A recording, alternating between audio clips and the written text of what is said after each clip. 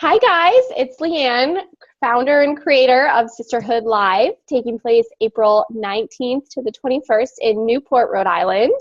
And we thought it would be fun to do a little interview series with all of our speakers so you can get to know them a little bit and see what you can expect from the stage when you arrive in Newport. So today we are talking with the fabulous Chrissy Weber, the ladies' life coach. I'm so excited to have you on interview and to be having you join us in Rhode Island.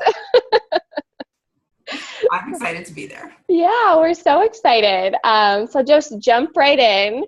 So just tell us a little bit about your history and your sort of journey through entrepreneur land, as I like to call it, and sort of, how you got to the point that you're at right now.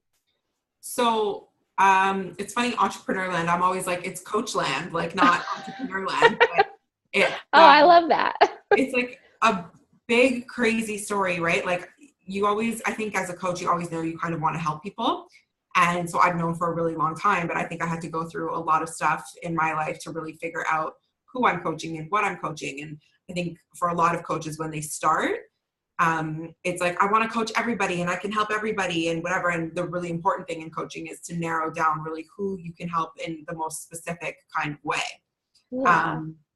So for me, I really had low self-esteem growing up. Like I just had really bad friendships. I had bad relationships. Like I just did not care about myself in any way really. And so it took a couple of abusive relationships before I figured it out. And then I went and got my degree in human relations. And then from there, I became a certified coach. And then from being a certified coach, it was like, okay, I want to coach everybody. I'm going to help everybody. I can do everything. Yeah, conquer the world. Right? Yeah. So the typical thing. Yeah. And then it took me, talking to a lot of people and having coaches of my own to really figure out that I wanted to coach women and help women sort of get out of this, this sort of bad circle of low self-esteem and all of the things that come along with it. Yeah. So finally, I just kind of realized like I coach women and I coach women within like the self-love movement, but that's how the ladies life coach kind of came about, was that it's for women. And my motto is that self-love is the foundation of a great life. I love that. Yeah. So, and I really believe that, right? When you really love yourself, everything else comes into place. It falls into place because you only do things that are in your best interest, right? You don't take jobs that are not going to be right for you. Yeah. You don't have friends that are not good to you. You don't have relationships that are not good for you. Everything is sort of working for you because you value yourself more than anything else. So that's my sort of long-winded way that I sort of became a coach, was that I really went through a lot of stuff, went to school, and then figured out who I wanted to coach. And here we are. And how long has that journey been, would you say? 5 years. Yeah. And so like I've been coaching people for 5 years, but only now am I really coaching like those ideal clients, like we call, right? Like where, the people who come to me are all people that I love to work with and I really want to work with. And they're such a great fit for me. So, yeah, that's awesome. Yeah, that's a long time. Yeah. It's a lot of figuring it out. Yeah. So I know you told us a little bit already, but sort of who are your clients? Who do you work with, and how do you kind of work with them, and what do you work with them through? If that makes sense. So I work with women ages 15 plus. So I think the self-esteem issues start at a young age, obviously, right? And I always feel that if you can catch them, the earlier you can catch them, the better. Wow. But I didn't want to narrow it down to just working with teens or anything, because I think that so many women go through until their 30s or 40s, sort of never getting their self-esteem on point. So I do work with women 15 plus, any age, like even if you're in your 60s, I work with you. And people come to me at different points, right? Some people, it's like, I really hate my job. I'm not in the right job. I'm not focusing on the right thing. And some people are in borderline abusive relationships, some actually in abusive relationships. Others are struggling with addictions and eating disorders. And really the foundation of it all is that they need to learn to love and value themselves. And so that's really what I work on with them, is You know, how do we get you to put yourself first? How do we get you to see that you matter just as much as anybody else or anything else that you're placing so much importance on? And we do that through, God, a series of exercises. You know, I always give my clients homework in between sessions, right?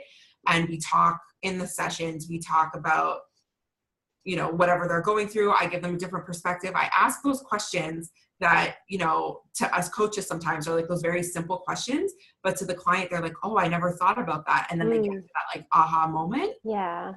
And then, so then I give them homework and like standard exercises that really help them work on their self-love.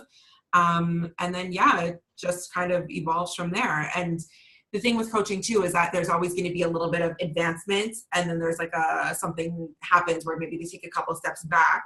And it's that time where they kind of need to like realize, like it's like almost having like a relapse or whatever, you know. And then everything just gets so much clearer from there, and then they're like, boom, good to go. Yeah, that's awesome. I love that.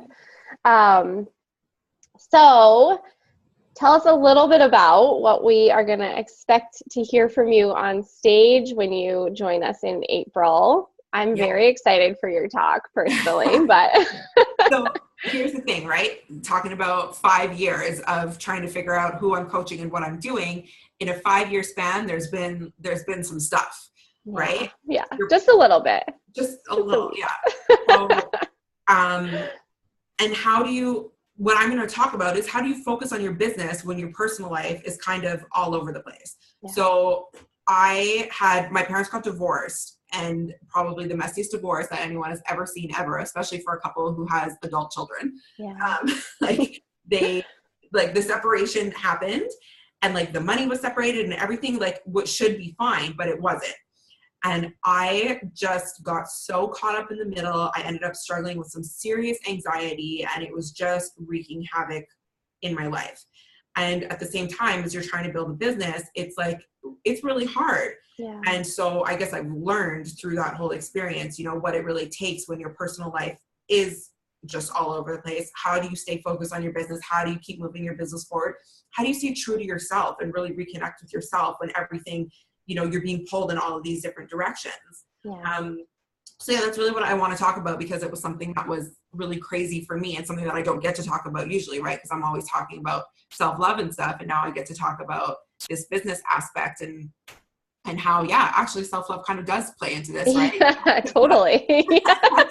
Yeah. So that's what I'm going to be talking about, is really how do you focus on your business and keep moving forward and do what's important while your personal life is kind of all over the place. Yeah, I'm really excited to hear that. I loved the little snippet that I've gotten so far, but I know it's going to be amazing, because it's true. We all have lives outside of this, and we're all trying to build our businesses, and we're trying to build empires, and we have kids, and we have, you know, I don't know, house problems and parent problems and and just life problems. And there's so many people too, right? Like other coaches or business coaches or whatever, who tell you that it should be like this and it should be like that. And the truth is that in business, the only thing that should be is what feels right for you. Yeah. So, absolutely. Yeah. I love that. I might throw that into my talk. I love it. It's perfect though. I might have to like make that into a meme thing. All right. So one last really hard question. If you could name one person who's had a very big influence on your life so far, who would that person be? So I was thinking about this because, like, I'm just going to out you that you gave me the questions like a few minutes before we started. And I was thinking about this, and I was like, how do you pick one person? And I think that it depends on where you are at in your life, who you choose as an answer to this question. Yeah. Like, there's so many people who influence my life, and the only person that I can think of who has consistently influenced me in a positive way, and this is going to be so cheesy, but I'm going to say it, is my boyfriend. Because he's always there, right? Yeah. He's always there, and he's always that sounding board, and he's always that person that has my best interest. And so he influences me, not in the sense of what I should do specifically for my business or who I should coach or whatever, but he's always, giving good advice, and he's always the person that I just can talk to. And for me, that is, yeah, that's just a great influence. Somebody who coaches me kind of, but has my best interest at heart. Yeah. First of all, not cheesy. Very sweet. I mean, my husband is the same, you know, he's a teacher, but he's very, you know, 100% in, and he's very supportive of me. So I hear you. I hear you. Yeah, that's the thing, right? It's like really, and like you can say, even as a coach, like, yes, I want the best for all of my clients, but when there's somebody who's invested personally in your life, like they really want the best for you, right? Yeah, So, yeah, absolutely. yeah. I love it. Yeah. All right. Well, thank you so much for joining us and for giving us this little snippet. I'm very, very excited for April. I'm very excited to hear what you have to deliver to the room. And I can't wait to hug you.